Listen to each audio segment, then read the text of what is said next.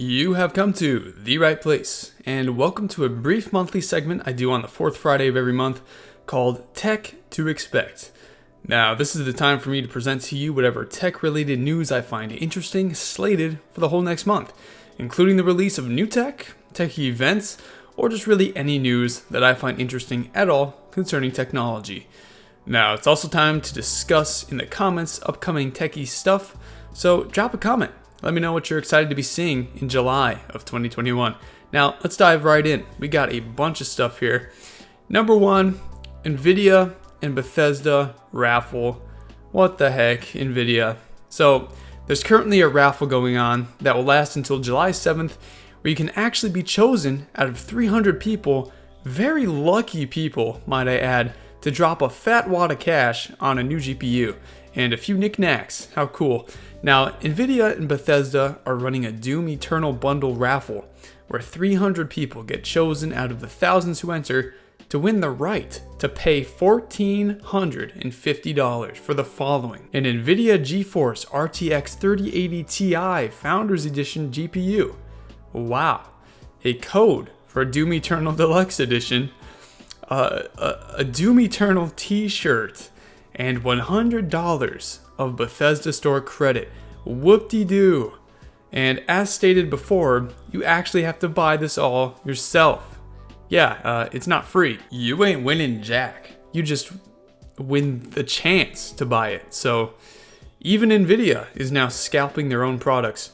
So for $1,450, you could build an absolute beast of a computer, mind you, that just doesn't run off the top of the line 3080. I mean, is that graphics card really even necessary for like an absolutely fabulous gaming experience? No, absolutely not. Now, I'm still personally using a GTX 1060 GPU, and my gaming experience is quite pleasant, thank you very much. I think I'll sit this raffle out and wait for the next Nvidia raffle, where you have to pay them $2,000 to take one of your kidneys, one foot, half a finger, and then you have to wash their cars. Alright, so the second thing we have here is Playdate.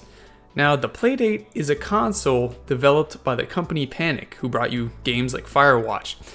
Now, this console is an itsy-bitsy, teeny-weeny, yellow Holda 1-bit screenie that fits comfortably in the palm of your hand with its 2.7-inch screen. It comes with 24 games. It has an analog crank, which is, an interesting design choice, but you can use it in select games, and it also has a normal directional pad, and it can even transform into a clock. Very 80s style, might I add. And no, and that's not a joke, it actually transforms into a clock. Now, in all honesty, this thing is adorable, and I think it would be a blast to just carry around and use when you get bored waiting in line, stuck in traffic, snapping a fat yam, and other scenarios. It is indeed a 1-bit gaming console with a black and white screen with 24 indie games programmed onto it. But don't underestimate this thing's massive power. It can even hold, get this, it can even hold a pen. Okay, enough said. Anyway, this cute console is available for pre-order starting July sometime, not sure exactly when yet, for $179. Looks kind of cool. So, third in line here, we have the DJI Mini SE. Now, are you looking for an affordable first drone to fly around for fun and the occasional landscape photography? Well, there is this new DJI Mini SE drone that is capable of providing that for you. It captures a pretty decent 2.7K resolution video, and it captures it on a 3-axis gimbal. Now, it has a somewhat smaller range for a drone of 2.5 miles, and it gets roughly 30 minutes of fly time, and it also weighs just over half a pound.